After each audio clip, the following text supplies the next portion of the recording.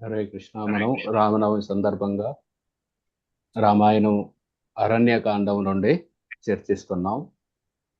గత వారం మనం చూసాం ఎలాగా రాముడు, లక్ష్మణుడు, సీతాదేవి ఆ విరాడ అనే రాక్షసుని చంపడం, తర్వాత శరభంగ ఋషి ఆశ్రమానికి వెళ్ళటం, తర్వాత సుతీక్షణుడిని కలవటం, దాని తర్వాత మందకర్ణి అనే సాధువు యొక్క పతనం చూశారు వాళ్ళు. దాని తర్వాత వాళ్ళు ముందుకు వెళ్ళి అగస్త్య ఋషిని కలిసి అగస్త్య ఋషిని కలిసిన తర్వాత అగస్త్య ఋషి వాళ్ళకి పంచవటి వెళ్ళమని చెప్పారు. ఆ విధంగా పంచవటి వచ్చి ఆ పంచవటిలో ఒక ఆశ్రమాన్ని ఏర్పరచుకొని ఆ అక్కడే ఉంటూ ఉన్న సమయంలో శూర్పణఖ వచ్చారు ఒకరోజు. ఆ శూర్పణఖ రాముణ్ణి ఆ పెళ్లి చేసుకోవాలని చెప్పిందన్నమాట. ఆ విధంగా వాళ్ళు కొంచెం హాస్యమాడారు. ఆ తర్వాత వాళ్ళు ఆ శూర్పణఖ సీతాదేవిని చంపివేయడానికి వెళ్తూ ఉంటుందన్నమాట. అప్పుడు ఆమెను భయపెట్టడం కోసం, లేకపోతే సీతాదేవికి హాని జరుగుతుందని చెప్పి లక్ష్మణుడు ఆమె యొక్క ముక్కు చెవులు కోసి పంపిస్తాడనమాట. పంపగానే ఆ శూర్పణఖ ఏడుస్తూ ఆ పక్కనే జనస్థానం అని కర వాళ్ళ అన్నయ్య ఉంటాడు. కర దూషణ అని ఇద్దరు ఉంటారు. వాళ్ళిద్దరూ 14,000 మంది సైన్యాన్ని పెట్టుకొని ఆ ప్రదేశంలో ఉంటారన్నమాట. వెంటనే ఆ కర దగ్గరికి వెళ్ళి ఏడుస్తూ ఉంటుందన్నమాట. రక్తం కారుతూ ఉంటుంది ముక్కు నుండి, చెవుల నుండి. వెంటనే అన్న చూస్తాడనమాట. చూసి ఒక్కసారిగా కోపం వచ్చింది. మా చెల్లెలకి ఎవడు ఈ విధంగా చేసిందని చెప్పి, వెంటనే ఎవరు నిన్ను ఈ విధంగా అందవిహీనం చేసింది, చెప్పు వాడెవడో, నేను వాళ్ళ సంగతి చూస్తాను అని చెబుతాడనమాట. ఆ విధంగా ఆ ఖరాకి విపరీతమైన కోపం వచ్చిందన్నమాట. వాళ్ళ చెల్లెలకి ఆ విధంగా జరిగేదలితే వెంటనే ఆ ఆమె చెబుతుందన్న ఈ ఎవరో గాని పడుకున్న తాచుపాముని ఏలుతోటి గెలుకుతున్నాడు, ఏలుతో గుచ్చి చూస్తున్నాడు అన్నమాట, పడుకుందా లేదా అని చెప్పి. దానివల్ల వాళ్ళకే నష్టం జరిగిద్ది. నేను వాళ్ళని నా బాణాలతో చంపి వాళ్ళ యొక్క రక్తాన్ని భూమి తాగేటట్టు చేస్తాను, అలాగే వాళ్ళ మాంసాన్ని గద్దలు, రాబందులు తినేలా చేస్తానని చెబుతాడు అనమాట. వెంటనే శూర్పణఖ చెప్పిద్ది, రాముడు, లక్ష్మణుడు అని ఇద్దరున్నారు, అలాగే వాళ్ళతో పాటు ఒక స్త్రీ కూడా ఉంది. నేను ఆమె వల్ల నాకు ఈ పరిస్థితి కలిగింది. నువ్వు వెంటనే వాళ్ళిద్దరిని చంపే, రాముడిని, లక్ష్మణుడిని, వాళ్ళ రక్తం తాగుతాను. ఇంతకు ముందేమో ప్రేమ అని చెబుతుంది. ఆ ప్రేమ అంటే సేవ చేయాలి. ఇప్పుడేమో వాళ్ళ రక్తం తాగుతానని చెబుతుంది. వెంటనే ఆ కర 14 మంది రాక్షసులను పంపుతాడు అనమాట. ఆ 14 మంది రాక్షసులను పంపగానే వెంటనే రాముడు ఆ 14 మంది రాక్షసుల్ని వెంటనే సంహరిస్తారు. సంహరించగానే ఆ ఇక నా కర చెబుతాడనమాట, నేనే వెళ్తానని చెప్పి మొత్తం 14,000 మంది సైన్యాన్ని తీసుకొని వాళ్ళ తమ్ముడు దూషణకు చెబుతాడు, నువ్వు నా రథాన్ని ఏర్పాటు చేయాలి. పెద్ద రథం అన్నమాట. అది కూడా బంగారు చక్రాలు ఉంటాయి, బంగారు గజ్జెలు గట్టి ఉంటాయి రథం నిండా. ఇవన్నీ ఆ రథం వేసుకొని వెళ్తూ ఉంటే అపశకునాలన్నీ ఎదురొస్తూ ఉంటాయి అన్నమాట ఆ కర అనే రాక్షసుడికి. అపశకునాలు మనం చూడొచ్చు. దుర్యోధనుడు పుట్టగానే గాడిదలు పెద్దగా అరిసినాయి అన్నమాట. అరవగానే అప్పుడే విదురుడు చెప్పారు, ఇది చాలా పెద్ద అపశకునం. ఆ ఈ పిల్లవాడు మీ వంశాన్నే నాశనం చేయగలడు, కాబట్టి ఈ పిల్లవాడిని వదిలేయని చెబుతాడు అన్నమాట ధృతరాష్ట్రుడికి. కానీ ధృతరాష్ట్రుడు ఆసక్తితోటి వదిలేయటానికి ఒప్పుకోడు అన్నమాట. అదే విధంగా శ్రీకృష్ణుడు జన్మించినప్పుడు మొత్తం ఆహ్లాదంగా తయారైంది ఆ ప్రదేశం అంతా. అన్ని సరస్సులు, వాయువు మొత్తం అంతా ఆహ్లాదంగా, అన్ని యొక్క నక్షత్రాలు అంత ఆహ్లాదకరంగా ఉంది. ఆ విధంగా మనం కూడా చూస్తాం కదా. తుమ్మారు అనుకోండి, ఏ తుమ్మారు ఆగు, కూర్చో, కాసేపు కూర్చొని వెళ్ళు అంటారు. ఈ విధంగా రకరకాల అపశకునాలు చూస్తాం అన్నమాట. అపశకునాలు వస్తే మనకేదో ప్రమాదం వస్తుందని తెలుస్తుంది అన్నమాట. ఈ కరాక్ కూడా గద్దలు, అలాగే ఈ తోడేళ్ళు పెద్దగా అరుస్తున్నాయి అన్నమాట. నక్కలు, తోడేళ్ళు అవి చూసి ఆ అర్థమైంది ఏదో జరుగుతుందని. కానీ ఆ కర అనే రాక్షసుడు అనుకున్నాడు, నేను చాలా ఈ పెద్ద ఇదిగోండి ఈడ చూడొచ్చు ఈ ఫోటోలో తోడేళ్ళన్నీ ఆ, తలకాయలు పైకి పెట్టి ఊ అని పెద్దగా ఓలేస్తున్నాయి అన్నమాట. నక్కలు, తోడేళ్ళు, ఈ గద్దలు ఇవన్నీ చూశాడు. కానీ అనుకుంటున్నాడు అన్నమాట, నేను చాలా శక్తివంతుణ్ణి, ఈ అపశకునాలు ఎవరు పట్టించుకుంటారు, నేను ఇంద్రుణ్ణి కూడా ఓడించగలను. ఇదేముంది, రామలక్ష్మణులు సామాన్యమైన మానవులు, వీళ్ళని నేను వాళ్ళ రక్తాన్ని శూర్పణఖ చేత తాగిపిస్తాను. ఆ విధంగా చెప్పి వెళ్తాడనమాట, బయలుదేరతాడు. అవతల రాముడికి లక్ష్మణుడికి వాళ్ళకు కూడా ఏదో ఈ అపశకునాలు కనిపిస్తాయి అనమాట. ఏదో ఉపద్రవం వస్తుంది అని చెప్పి వెంటనే సీతాదేవిని సురక్షిత ప్రాంతానికి తీసుకెళ్లి లక్ష్మణ అని చెబుతాడనమాట. లక్ష్మణుడు చెబుతాడనమాట, నేనే చంపేస్తాను అన్నయ్య, మీరే సీతాదేవిని తీసుకెళ్ళండి, నేను వీళ్ళందరినీ సంహరిస్తానంటే రాముడు చెబుతారనమాట, లేదు లేదు నువ్వు తీసుకెళ్ళు. ఇంతకుముందు సీతాదేవి ఒకసారి, ఇంతకుముందు గత క్లాసులో చూసాం మనం, నేను అలా విల్లంబు ఇవన్నీ తీసుకుంటే ఎందుకు పొద్దుకోకులు ఇట్లా వేసుకొని తిరుగుతుంటారు, పక్కన పెట్టొచ్చు కదా ఈ 14 ఏళ్ళు అయినా అని అంది. వాటి వల్ల ఉపయోగం ఉందని నేను చూపించాలి ఆమెకి అని చెప్పి, నువ్వు వెళ్ళు, నువ్వు ఆమెను సురక్షిత ప్రాంతానికి తీసుకెళ్ళి, నేను వీళ్ళందరినీ మట్టి కరిపిస్తానని చెబుతారు అనమాట.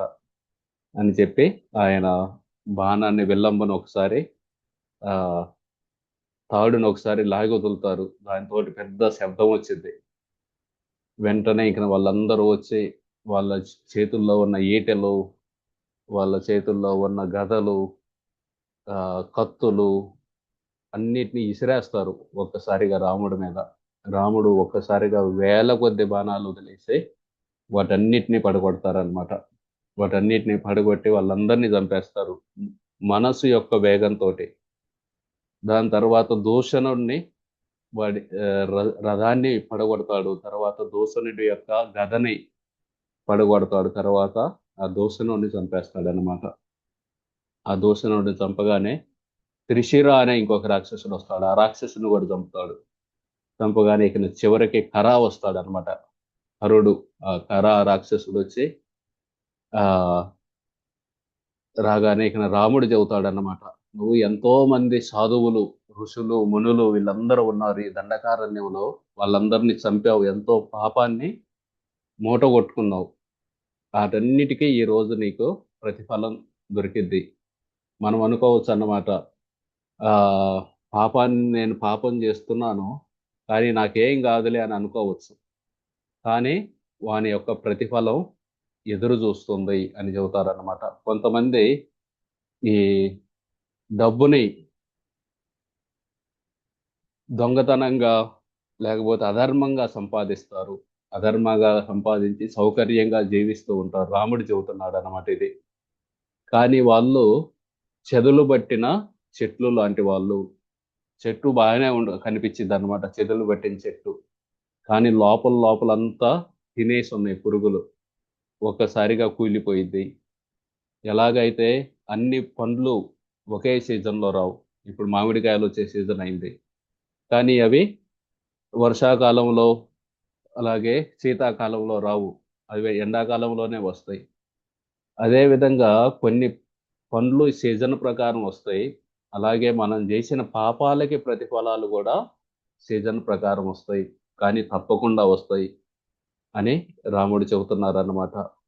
పాపం చేయటం అంటే విషపు ఆహారాన్ని తినడమే. అప్పటికి కడుపు నిండిద్ది, కానీ దాని తర్వాత ఏమైంది, అది మనల్ని చంపివేస్తుంది. కాబట్టి నువ్వు ఇంతమంది సాధువుల్ని, ఋషుల్ని, మునుల్ని చంపావు కాబట్టి నిన్ను ఈరోజు ఆ, వాళ్ళందరూ ఏ ప్రదేశానికి వెళ్ళారో అక్కడ పంపుతాను అని చెబుతారు అనమాట.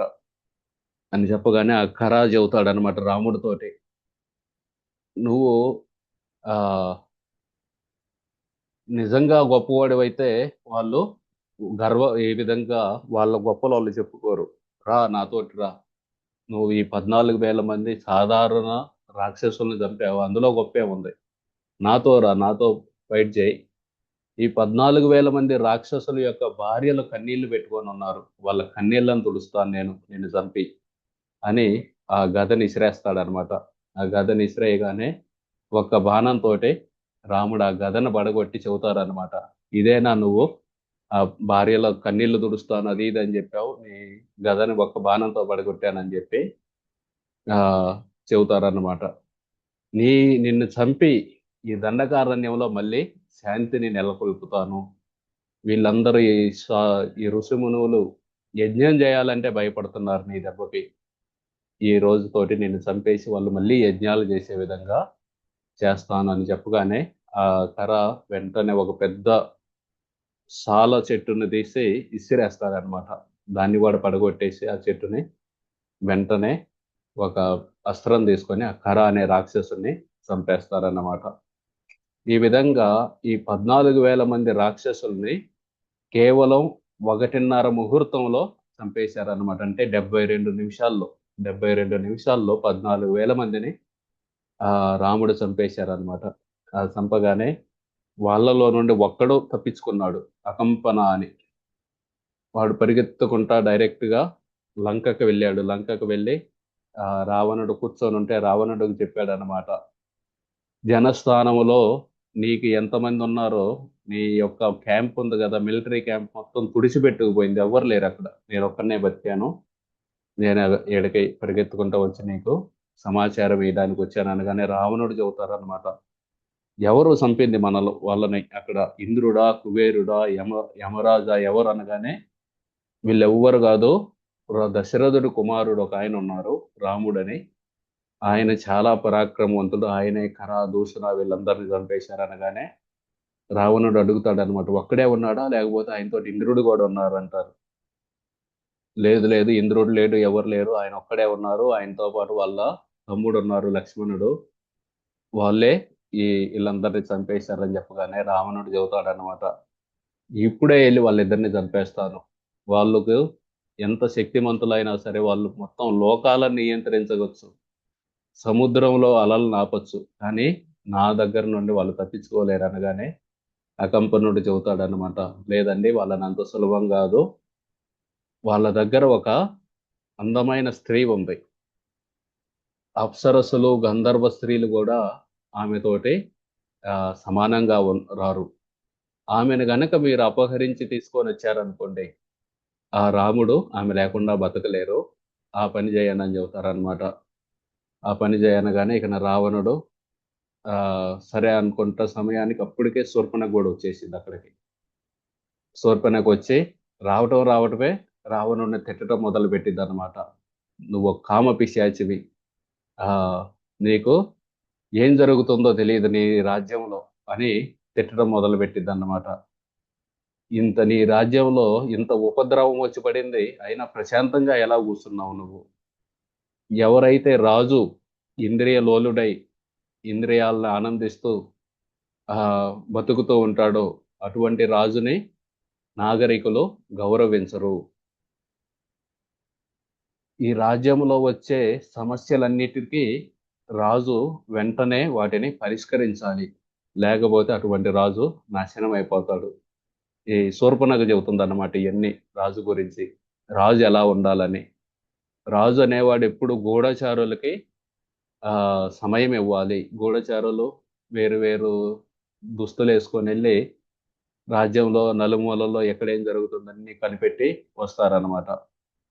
సో వాళ్ళకి సమయం ఇవ్వాలి రాజు. అలాగే నాగరికులకు కూడా సమయం ఇవ్వాలి, వాళ్ళ సమస్యలను వినాలి, అప్పుడే రాజు అనేవాడు నిలవగలుగుతాడు అని చెప్పి ఆ నీ జనస్థానంలో 14,000 మంది చనిపోయారు, మొత్తాన్ని చంపేశారు. ఇటువంటి ఉపద్రవం వచ్చినప్పుడు కూడా కదలకుండా ఉంటే ఏ రాజు అయినా అటువంటి రాజు ఆయన పదవిని కోల్పోతాడు. పదవిని కోల్పోయి ఒక చెత్తలా తయారవుతాడు, ఒక గడ్డిపూసలా అవుతాడు. గడ్డిపూస కన్నా కొంచెం విలువ ఉంటుంది కానీ ఆ పదవి లేని రాజుకి ఎటువంటి విలువ ఉండదు అని చెప్పగానే ఆ ఇక రావణుడి కోపం వచ్చింది అన్నమాట. కోపం వచ్చి ఆ వెంటనే పెద్దగా అరుస్తాడు, అసలు ఎవరి రాముడు అని చెప్పి ఆయన క్యాలిబర్ అయింది అసలు. నేను వెంటనే దండకారణ్యానికి వెళ్ళి ఆయన చంపుతాను అనగానే శూర్పణఖ చెబుతుందన్నమాట, ఆ రాముడు దశరథుడు యొక్క కుమారుడు, ఆయన నార బట్టలు కట్టుకొని జింక చర్మం కట్టుకొని మన్మధుడులా ఉంటాడు. ఆయనకి ఇంద్రుడు లాంటి ఈ ధనుర్బాణాలు ఉన్నాయి. ఆయన ఎప్పుడు బాణాన్ని తీస్తాడు అంబుల పొది నుండి, ఎప్పుడు ఎక్కుపెడతాడు, ఎప్పుడు వదులుతాడో కనిపించదన్నమాట. అన్నీ ఒక సెకన్‌లో అయిపోతాయి. ఒక్క సెకన్‌లో బాణాన్ని తీస్తాడు, ఎక్కుపెడతాడు, ఏసేస్తాడు. మనకు అర్థం కూడా అర్థం కాదు. ఒక వానలా కురిపిస్తాడు బాణాల్ని. అలాగే ఆయనకి పరాక్రమవంతుడైన ఒక తమ్ముడున్నాడు లక్ష్మణుడని. అలాగే ఆయనకి చందమామ లాంటి ముఖం కలిగిన ఒక భార్య ఉంది సీతాదేవి. ఆమెకి పొడవాటి జుట్టు ఉంది. అలాగే ఎత్తైన ముక్కు ఉంది. గంధర్వులు, యక్షులు, కిన్నరులు వీళ్ళు కూడా ఎవ్వరు ఆమె యొక్క అందానికి ఆహ్, సరితూగరు. ఆమె నీకు మంచి భార్య అవుతుంది. నేనెళ్ళిందే దానికోసం. నేనెళ్ళిందే ఆమెని నీ కోసం తీసుకొద్దామని జెప్పి ఎళ్ళాను. చూడండి ఏ విధంగా చెబుతుందో. అక్కడికెళ్ళింది సీతని చంపి రాముడిని తోటి ఆనందించాలని వెళ్ళింది. ఇక్కడికొచ్చి రావణుడికి చెబుతుంది, నీ కోసం ఆమెను భార్యగా తీసుకొద్దాం అనుకున్నాను. నేను అందుకని జెప్పి వాళ్ళు నన్ను ఈ విధంగా జేశారు. కాబట్టి ఆమెని నువ్వు గనక అపహరించి తీసుకురా నీ భార్యగా చేసుకో అని చెప్పిందన్నమాట. ఒకసారిగా రావణుడు అనుకున్నాడన్నమాట. సరే అని చెప్పి సీక్రెట్‌గా ఆయనకి పుష్పక విమానం ఎక్కడుందో అక్కడికి వెళ్ళాడు. ఆహ్, వెళ్ళి అది పుష్పక విమానం అదంతా మొత్తం బంగారంతో చేసిందన్నమాట. బంగారంతో చేసి మధ్య మధ్యలో మణులు, రత్నాలు ఇవన్నీ పొదిగున్నాయి. అవన్నీ పొదిగుండి అవి మనసులో ఏమనుకుంటే అక్కడికి తీసుకెళ్ళిద్దనమాట. దానికి చెప్పాల్సిన పని లేదనమాట. ఆ లోపల విమానంలోనే చెరువులుంటాయి. పెద్ద విమానం అన్నమాట. ఇంకా ఆయన కూర్చున్నాడు. ఆ విమానం మీద కూర్చొని వెళ్తూ ఉంటే ఆహ్, దారిలో ఎన్నో ఆశ్రమాలని, యజ్ఞకుండాలని ఇవన్నీ జూసాడు. దారిలో అరటి చెట్లున్నాయి. కొబ్బరి చెట్లు కింద చూస్తూ ఉన్నాడనమాట. హంసలున్నాయి, గంధర్వులు, అప్సరస్సులు తిరుగుతున్నారు. చందనం చెట్లు ఇవన్నీ కొన్ని నగరాలను చూశాడు. పంట పొలాలు, ఏనుగులు, గుర్రాలు ఇవన్నీ చూసుకుంటూ ఒక పెద్ద ఆహ్, మర్రి చెట్టును గూడా చూశాడనమాట. ఆ మర్రి చెట్టేందంటే, ఆ మర్రి చెట్టు మీద ఒకప్పుడు గరుడ వాలారనమాట. ఈడ చూడొచ్చు మనం గరుత్మంతుడు ఆయన యొక్క కా చేతుల్లో ఒక ఏనుగు, ఒక తాబేలు ఉన్నాయి. ఆ ఏనుగుని, తాబేలుని పట్టుకొని ఆహ్, ఈడ చూడొచ్చు మనం. ఇది రాయితో చెక్కిందిది. ఒక దాంట్లో ఏనుగుంది, ఒక దాంట్లో తాబేలుంది. ముక్కున ఒక మర్రి చెట్టు కొమ్ముంది. ఈ వాళ్ళ తల్లిని ఇది మహాభారతంలో వచ్చింది పెద్ద స్టోరీ. వాళ్ళ తల్లి వినత, వినత అని కదురు బానిసలా చేస్తే ఆమెను విడిపించడానికి అమృతం తీసుకురావాలన్నమాట. అమృతం తేవాలంటే వాళ్ళ నాన్న దగ్గరికెళ్ళి చెబుతారు. నాకు శక్తి కావాలి. ఏమన్నా తినాలంటే ఆ ఏనుగు వాళ్ళు గూడా గత జన్మలో అన్నదమ్ములనమాట. కొట్టుకునేవాళ్ళు. మళ్ళీ మరుసటి జన్మలో గూడా ఇట్లా ఏనుగు, తాబేలే మళ్ళీ కొట్టుకుంటూ ఉంటారు. ఈళ్ళిద్దరిని తినమంటాడు వాళ్ళ నాన్న కశ్యప. వాళ్ళిద్దరిని చెరొక కాలులో పట్టుకొని ఎగురుతూ ఎళ్లి ఈ రావణుడు ఏ మర్రి చెట్టునైతే చూసాడో ఆ మర్రి చెట్టు మీద వాలుతాడనమాట. ఆ గరుడ్మంతుడి యొక్క బరువుతోటి కొమ్మ ఇరిగిపోయిద్ది. ఆ కొమ్మ విరగగానే ఇక్కడ చూడొచ్చు మీరు. ఈ కొమ్మకి ఈ కింద తలకిందులుగా నలుగురున్నారు. ఈళ్ళు నలుగురు ఊరికే ఏశారు. యాక్చువల్‌గా 60,000 మంది వాళ్ళకే ఋషులని వాళ్ళు చిన్న చిన్న బొటన వేలంత సైజు ఉంటారంతే. ఆ రూపాన్ని తీసుకొని వాళ్ళందరూ తలకిందులుగా తపస్సు చేస్తున్నారనమాట. ఆ కొమ్మని. అది గనక కింద పడిందంటే వాళ్ళందరూ చనిపోతారు. వెంటనే గరుత్మంతుడు ఎగిరి ముక్కుతో పట్టుకుంటాడనమాట ఆ కొమ్మని. ఆ కొమ్మను ముక్కుతో పట్టుకొని ఒక కాలుతోటి ఏనుగు, ఒక కాలుతో తాబేలు ఎగురుతూ చాలా రమణీయంగా ఉంటుందన్నమాట ఆ దృశ్యం. అలా వెళ్తూ, వెళ్తూ ఆకలవుతూ ఉంటుందన్నమాట. ఆకలైతే ఆ ఏనుగును గూడా ఒక కాలుతోటి ఏనుగుని, తాబేలుని పట్టుకొని, రెండో కాలుతోటి ఆ కొమ్మను తీసుకొని, తర్వాత ఆ ఏనుగుని, తాబేలుని ముక్కుతోటి తినేస్తారన్నమాట. తినేసి తర్వాత ఎళ్లి అమృతాన్ని అపహరించి తీసుకొనొచ్చి ఆ, ఈ పాములకి ఇస్తారు. ఇంద్రుడు వెళ్ళి మళ్ళీ దాన్ని తీసుకొని వస్తాడనమాట. ఆ విధంగా అమృతాన్ని తీసుకొచ్చినప్పుడు 4 చోట్ల అమృతం పడిందనమాట. అక్కడే కుంభమేళా జరుగుతుంటుందన్నమాట. నాసిక్‌లో, ప్రయాగ్‌రాజ్‌లో, హరిద్వార్‌లో, అలాగే ఉజ్జయిన్‌లో. ఆ 4 చోట్ల కొన్ని అమృత భండారాన్ని పెట్టినప్పుడు చుక్కలు పడ్డాయన్నమాట.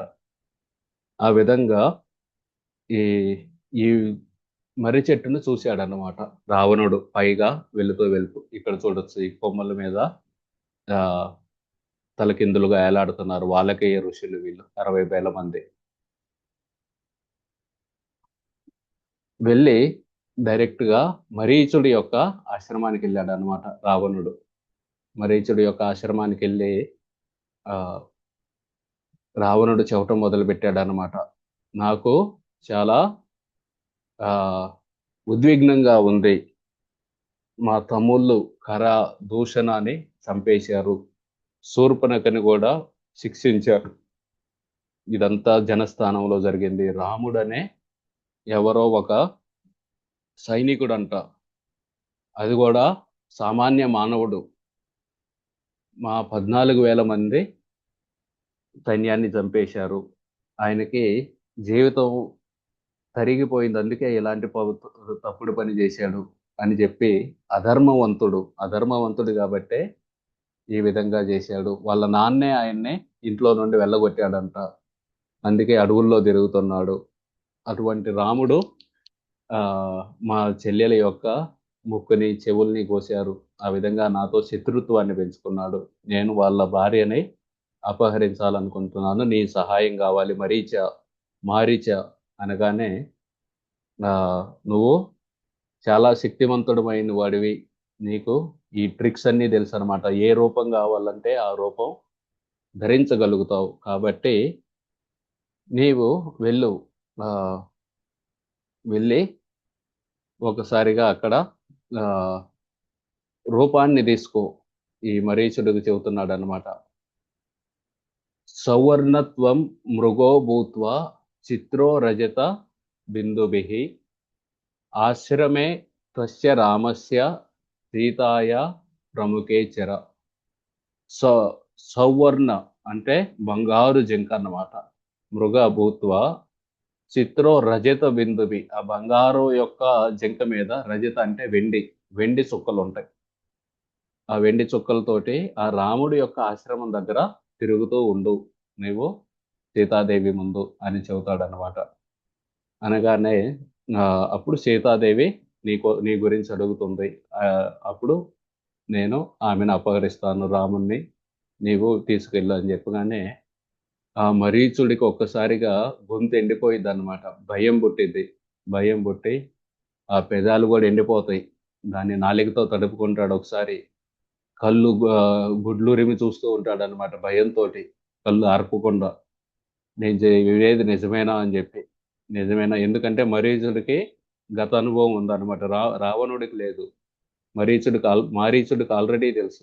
ఈ రాముడి గురించి. ఇకన వెంటనే మారీచుడు చెవటం మొదలుపెట్టాడన్నమాట. సులభా పురుషా రాజన్ సతతం ప్రియవాదినః అప్రియస్య చ పత్తస్య వక్తా శ్రోతా చ దుర్లభః. ఓ రాజా, ఆహ్లాదకరంగా మాట్లాడే వారిని సంపాదించడం ఎల్లప్పుడూ సులభమే. సులభ పురుష రాజన్ సతతం ప్రియవాదిన అంటే ప్రియంగా మాట్లాడుతూ ఉంటారు వాళ్ళు. అటువంటి వాళ్ళని సంపాదించుకోవటం పెద్ద కష్టమేం కాదు. సులభంగానే దొరుకుతారు. మన దగ్గర బాగా డబ్బులు ఉన్నాయి అనుకోండి, చుట్టూతా ఎంతో మంది కొడతారు. కూడి నువ్వు అలాంటి దానివి, నువ్వు ఇలాంటి దానివి, నువ్వు అది చేసావు, నువ్వు ఇది చేసావు అని పొగుడుతూ ఉంటారు మనల్ని. కానీ తీర్పు చెప్పే ధోరణితో మాట్లాడే వారిని అప్రియస్య అంటే ప్రియంగా ఉండవవి. రుచించనివిగా అనిపించిన స్వస్థత చేకూర్చే సూచనలు అంటే పథ్యం అన్నమాట. పథ్యం అంటే స్వస్థత, మనకి మంచి చేసే మాటలు. వక్త, శ్రోత చ దుర్లభ అటువంటి వాళ్ళు దుర్లభము, అసాధ్యం అన్నమాట అటువంటి వాళ్ళని సంపాదించడం. అంతకంటే ముఖ్యంగా అటువంటి సలహాలను వినేవారిని సంపాదించడం అసాధ్యం. ఈ విధంగా చెబుతాడన్నమాట మారీచుడు. నీకెవరో మంచి బాగా ప్రియంగా వినే మాటలు. ప్రియంగా అంటే ఎంతో గంధర్వులు, యక్షులు, అప్సరసులు వాళ్ళకంటే అందమైన సీతాదేవిని తీసుకొచ్చి నీ భార్యగా చేసుకుంటే అది ప్రియంగా ఉంటుంది. ఆహా! ఎంత మంచి మాట చెప్పావని. అలాంటి వాళ్ళు చాలా మంది దొరుకుతారు. కానీ రుచించడము, కానీ నీకు మంచి చేసే మాటలు చెప్పేవాళ్ళు చాలా దుర్లభము. అటువంటి వాళ్ళని తెచ్చుకోవటం అని ఈ మారీచుడు చెప్పాడనమాట రావణాసురుడికి. చెప్పి ఈ రాముడి గురించి నీకు తెలియదు. ఆయన ఈ భూమి మీద ఉన్న రాక్షసులందరినీ సంహరించగల శక్తి గలవాడు. ఈ సీతాదేవి నీ మృత్యువులా అవతరించినట్టుంది. నాకు తెలిసి లంకాదేవికి ఇదే లంకకి ఇదే చివరి రోజులు అని ఇకన తిట్టడం మొదలు పెట్టారన్నమాట రావణుణ్ణి. నీ యొక్క రాజ్యాన్ని, నీ యొక్క మనుషుల్ని ఎందుకు చంపుకోవాలనుకుంటున్నావు? నువ్వు అంటున్నావు రాముడు అధర్మపరుడని, కానీ ఆయన ధర్మజ్ఞ, ఆయనకు ధర్మం అంతా తెలుసు, ధర్మాన్ని పాటిస్తాడు. వాళ్ళ నాన్న ఆయన్ని ఇంట్లో నుండి తోసేసాడని చెబుతున్నావు. వాళ్ళ నాన్నేమి తోసేయలేదు ఆయన్ని. వాళ్ళ నాన్నే వాళ్ళ నాన్న మాట నిలబెట్టడానికి ఆయనే బయటకొచ్చాడు అని చెబుతున్నాడనమాట మారీచుడు. ఆ విధంగా చెప్పగానే ఆ మారీచుడు ఇకన గుర్తు చేసుకుంటాడనమాట గతంలో జరిగినయన్నీ. నేను ఒకప్పుడు పెద్ద ఆ విశ్వామిత్రుడు యజ్ఞం చేస్తున్నప్పుడు నేను, తాటక, సుబాహు మేమందరం వెళ్ళి ఆ యజ్ఞాన్ని ఆ ఆ యజ్ఞంలో అశుద్ధమైన వాటినన్నిటిని వేస్తూ ఉండేవాళ్ళం అనమాట. అప్పుడు విశ్వామిత్రుడు దశరథ మహారాజు దగ్గరికి వెళ్ళి ఈ రాముణ్ణి పంపమని అడిగితే దశరథ మహారాజు చెప్పారనమాట. మా పిల్లవాడు 12 సంవత్సరాలే, ఇంకా చదువు కూడా పూర్తి కాలేదు. అటువంటి వాడిని ఏం చేస్తారు? నేనొస్తాను, నన్ను తీసుకెళ్ళని చెబుతాడు దశరథ మహారాజు. అప్పుడు విశ్వామిత్రుడు అంటారు, నాకు రాముడు తప్పించి ఇంకెవ్వరూ వద్దు అని చెబుతారనమాట. నీవు దేవతలతో కూడా పోరాడి ఉండొచ్చు. అలాగే నీ యొక్క సైన్యం గొప్పదై ఉండొచ్చు. కానీ నాకు రాముడే కావాలని విశ్వామిత్రుడు చెబితే, ఆ సమయంలో రాముడికి మీసాలు కూడా మొలవలేదు. చిన్న పిల్లవాడు. ఈ నెమలి యొక్క బులుగు బ్లూ కలర్ ఉంటుంది కదా! ఆ ఆ రంగులో ఉన్నాడనమాట. ఆ సమయంలో ఈ 12 సంవత్సరాల రాముడు. ఏముందిలే ఈ చిన్న పిల్లవాడే కదా అని చెప్పి నేను ఆ యజ్ఞకుండం దగ్గరికి పరిగెత్తుకుంటా వెళ్ళాను. అందులో అశుద్ధమైన వాటిని వేయటానికి. ఆయన ఒక్క బాణాన్ని వదిలితే ఎన్నో మైళ్ళ దూరంలో వెళ్ళి నేను సముద్రంలో పడ్డాను. అటువంటి రాముడితోటి యుద్ధం పెట్టుకుంటావా? వద్దు రావణ, వద్దు వద్దు. నీవు పొరపాటును కూడా ఈ పని చేయొద్దు. నువ్వు ఆనందంగా ఉండు. నీ భార్యతో నువ్వు ఆనందంగా ఉండు. ఆ, రావణుడు రాముణ్ణి ఆయన భార్యతో ఆనందంగా ఉండనివ్వు ఈ విధంగా చెబుతాడనమాట. తర్వాత రెండోసారి కూడా నేను దండకారణ్యంలో కూడా ఒకసారి ఈ విధంగానే చేస్తూ ఉంటే అప్పుడు చూశానన్నమాట వీళ్ళని. మళ్ళీ నేను వాళ్ళ మీద ప్రతీకారం తీర్చుకుందామని చెప్పి వెళ్ళాను. ఆ సమయంలో దండకారణ్యంలో ఆళ్ళు నారబట్టలేసుకొని ఒట్టి పండ్లు, కందమూలాలు ఇవన్నీ తింటున్నారు. సాధువుల్లో అయిపోయారు. ఇప్పుడు శక్తి ఉన్నదిలే అని చెప్పి నేను మళ్ళీ వెళ్ళాను. మళ్ళీ రాముడు 3 బాణాలేసేదలితే ఆహ్, నాతో పాటు వచ్చిన ఇద్దరు చనిపోయారు. నేను ఎలాగో ఒకలాగా తప్పించుకున్నాను అని చెప్పి అప్పటి నుండి నేను ఇక్కడికొచ్చి ఒక సన్యాసం తీసుకొని ఇక్కడ ఉంటున్నాను. కాబట్టి ఆహ్, రావణుడి గురించి వింటేనే నాకు భయమేస్తుంది అని చెబుతాడనమాట మారీచుడు. కాబట్టి పరస్త్రీని ఆశించడం పాపం. దయచేసి ఇందులో నన్నిరికించగాకు అని చెప్పి పంపుతాడనమాట. చెప్పగానే ఆహ్, నీ జీవితంలోనూ, నీ సుఖభోగాలలోనూ, అలాగే సాధించడం అత్యంత అసాధ్యమైన నీ రాజ్యపాలనలోనూ దీర్ఘకాలం పాటు ఆనందాన్ని అనుభవించాలని నీవు కోరుకుంటే రామునికి అప్రియమైన ఏ పని చేయగాకు అని చెబుతాడనమాట మారీచుడు. అని చెప్పి, ఓ రావణ, రకార ఆదిని రామాని రామ త్రస్తస్య రావణ రత్నాని చ రథా చ ఏవ విత్రాసం జనయంతిమే అని అంటే, ఓ రావణ, రాముని పట్ల కలిగిన తీవ్ర భీతి కారణంగా ర అనే అక్షరంతో రకార ఆదిని నామాని అటువంటి పేర్లుంటే రత్నాలు రథాలు వంటి పేర్లన్నీ, అంతేగాక రాతోనే మొదలయ్యే నీ పేరు కూడా నాకు అత్యంత భయానకంగా చూస్తున్నాయి. రాముడు చేసిన నా మీద చేసిన దాడి వల్ల రా అనే పేరింటేనే నాకు భయం కలిగింది. రత్నం అంటే ఓ రాముడు వచ్చాడేమో అని భయం కలుగుతుంది. రథం అంటే భయం కలుగుతుంది. రావణన్న భయం కలుగుతుంది. కాబట్టి అటువంటిది నన్ను ఆయన దగ్గరకు పంపుతావా? వద్దు వద్దు అని చెబుతాడనమాట. అప్పుడు రావణుడు చెబుతాడనమాట, నువ్వు నన్ను భయపెట్టడానికి ప్రయత్నం చేస్తున్నావా? నేను భయపడటానికి రాలేదు ఈడికి. ఆ, ఎవరో ఒక స్త్రీ చెప్పిందని చెప్పి, కైకేయి అనమాట, స్త్రీ ఏదో అని చెప్పిందని చెప్పి రాజ్యాన్నే వదిలేసుకొని వచ్చాడు. అటువంటి వాడి గురించి నేనెందుకు భయపడతాను? ఆ ఖరాని చంపాడు కాబట్టి ఆ నేను ఆయన యొక్క భార్యని అపహరిస్తాను. సో అని చెప్పి, నువ్వు రాజుతో ఎలా మాట్లాడాలో తెలియదా నీకు? రాజుతోటి నమ్రతతో మాట్లాడాలి, అంతేగాని నువ్వు నాకే సలహాలు ఇస్తున్నావు అని చెప్పి తిడతాడనమాట. నీకు సదాచారం తెలియదా అని చెప్పి, నేను నీతోటి సలహా కోసం రాలేదు, సహాయం కోసం వచ్చాను. నువ్వు వెంటనే ఆ జింకగా మారి అక్కడికి వెళ్ళి రాముణ్ణి తీసుకొని వెళ్ళు. రాముడు నిన్ను చంపగానే అనుకరించు. రాముడి మాటలతోటి హా లక్ష్మణ, హా సీత అని పెద్దగా అరవాలి అని చెప్పగానే, ఆ ఇక నా ఈ ఈ విధంగా చేయలేకపోతే నేను చంపేస్తాను అనగానే, ఇక నా మారీచుడు అనుకుంటాడనమాట, నీకెవరైతే ఈ సలహా ఇచ్చారో వాళ్ళు తప్పకుండా నీ శత్రువే. ఎవరైతే నీకు చెప్పారో ఈ సీతాదేవిని అపహరించమని, వాళ్ళు నీ శత్రువులే అని చెప్పి, అటువంటి మంత్రుల్ని నువ్వు చంపేయాలి మొట్టమొదట. నువ్వు చేయాల్సిన పని అది అని ఆయన చెబుతాడనమాట. నీ నీ చేతిలో చనిపోవడం కంటే ఆ రాముని చేతిలో మరణించడమే మేలు అని చెప్పి ఇంక చెబుతాడనమాట.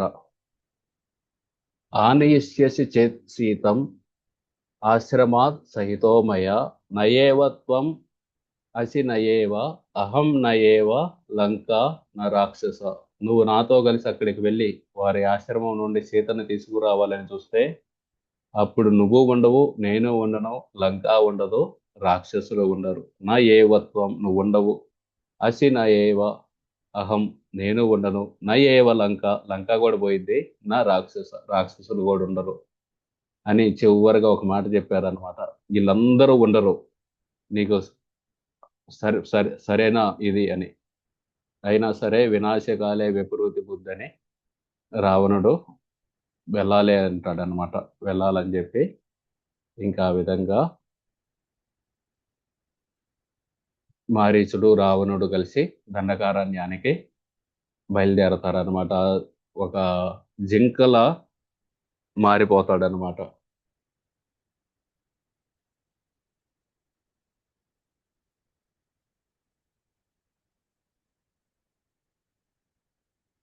ఒక జింకలా మారి, ఆ జింక ఎరుపు రంగు, నీలం రంగు ముఖం మీద, అలాగే ఒక చెవి ఆ నీలం రంగు, ఇంకో చెవి నీలమణి రంగులో, గిట్టలు వైడూర్యాల్లా ఉంటాయి అన్నమాట.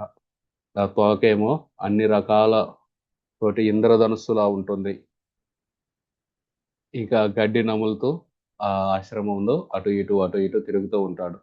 తిరుగుతూ ఉండగానే ఆ జింక దగ్గరికి మిగతా జంతువులన్నీ వస్తాయి అన్నమాట. వచ్చి చూసి వాసన చూసి పారిపోతూ ఉంటాయి అన్నమాట. ఎందుకంటే వాటికి తెలుసు, అవి పసిగట్టగలవు. ఇది రాక్షసుడు, మనలాంటి జంతువు కాదని అవి పారిపోతూ ఉంటాయి. ఇక సీతాదేవి అక్కడ కర్రీకార పూలు కోసుకుంటూ ఉంటుందన్నమాట. కర్రీకార పూలు కోసుకుంటూ వచ్చి ఇక సీత రాముడితోటి చెబుతూ ఉంటుంది అన్నమాట.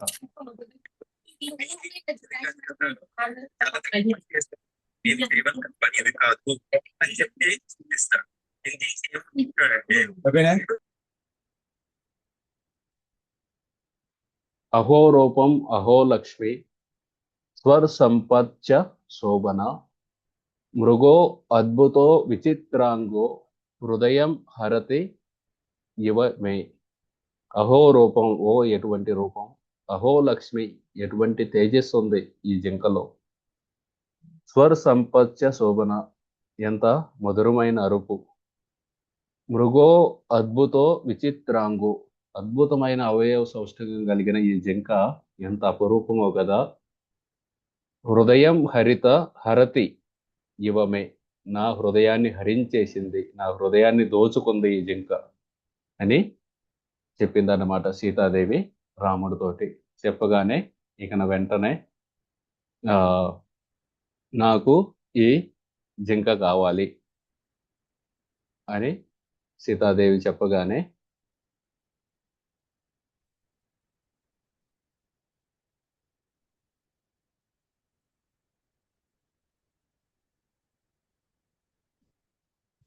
వాళ్ళిద్దరిని, లక్ష్మణుడిని వీళ్ళిద్దరిని చెప్పగానే లక్ష్మణుడు చెబుతారన్నమాట. లక్ష్మణుడు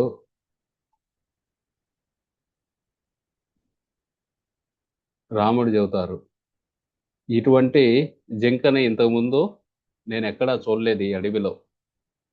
ఇది నందన కానన తోటల్లో, స్వర్గలోకాల్లో కూడా లేదు. అలాగే చిత్రరథ తోటల్లో కూడా లేదు. అది చిత్రరథ గార్డెన్స్ అంటే అవి కుబేరుడు అన్నమాట. నందన గార్డెన్స్ అంటే ఇంద్రుడివి. అక్కడ కూడా ఇటువంటి దాన్ని చూడలేదు. ఇది కనుక రాక్షసుడైతే నేను దీన్ని చంపేస్తాను. ఎలాగైతే అగస్త్య ఋషి వాతాపి ఎలువలను చంపారో నేను దీన్ని చంపుతాను అని వెంటనే రాముడు ఒక కత్తిని అలాగే ఆయన యొక్క కోదండ ధనస్సుని తీసుకొని బయలుదేరతారన్నమాట. బయలుదేరగానే అది మాయ రాక్షసుడు కదా, ఇక్కడ కనిపిస్తుంది, మళ్ళీ మాయమైపోయి ఇంకా దూరంలో కనిపిస్తుంది. ఆ విధంగా పరిగెడుతూ ఉంటుంది అన్నమాట. కొంచెం సేపు ఆగిద్ది,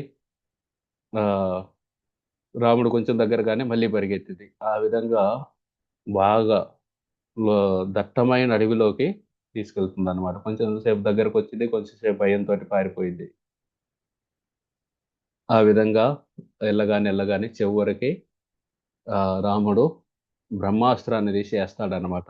వేయగానే ఆ మరీచుడు యొక్క ఒరిజినల్ రూపం ఉంటుంది కదా, ఆ రూపాన్ని తీసుకొని పడిపోతాడనమాట. పడిపోతూ ఓ సీత, ఓ లక్ష్మణ అని రాముడు యొక్క మాటని అనుకరిస్తూ అరిచి పడిపోయి చచ్చిపోతాడనమాట. ఆ విధంగా ఈ మరీచుడు చచ్చిపోయింది రాముడి చేతిలో, కానీ రామునికి కీడు చేశాడనమాట.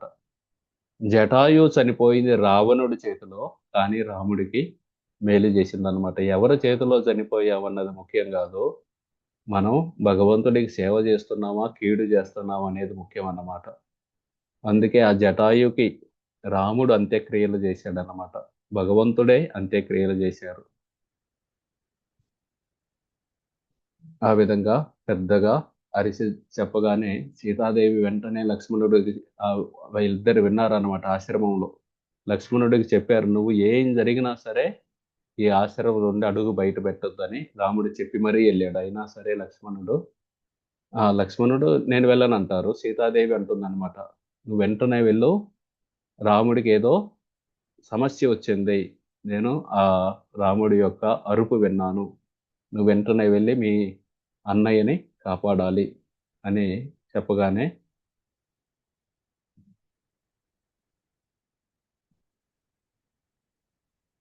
ఈ విధంగా ఈ మారీచుని చంపిందన్నమాట. ఇది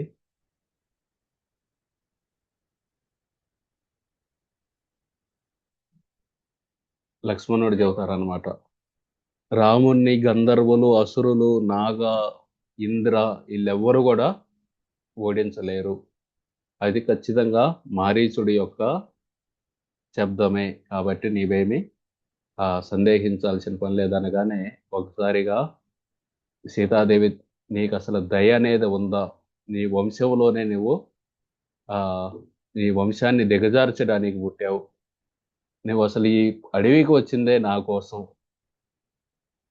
ఆ విధంగా చెప్పగానే ఒక్కసారిగా లక్ష్మణుడు చేతులు కట్టుకున్నారన్నమాట. తల్లి, నీవు నాకు పూజించదగిన దానివి ఆ, అని చెప్పి, దీనికంటే ఈ విధంగా మాట్లాడే కంటే ఒక ఇనప బాణాలు తీసుకొచ్చి వాటిని నా చెవిలో గుచ్చితే అది ఇంకా చాలా తక్కువ బాధగా ఉంటుంది అని చెబుతాడనమాట లక్ష్మణుడు. అని చెప్పి ఇక నా ప్రార్థన చేసి, ఈ అడవిలో ఉన్న దేవతలందరూ నిన్ను కాపాడుగాక అని చెప్పి బయలుదేరతాడనమాట. ఆ విధంగా లక్ష్మణుడు బయలుదేరతాడు. లక్ష్మణుడు బయలుదేరినాక రావణుడు అక్కడికి సన్యాసి రూపంలో వస్తారనమాట. అది తర్వాత ఎప్పుడన్నా చర్చిద్దాం.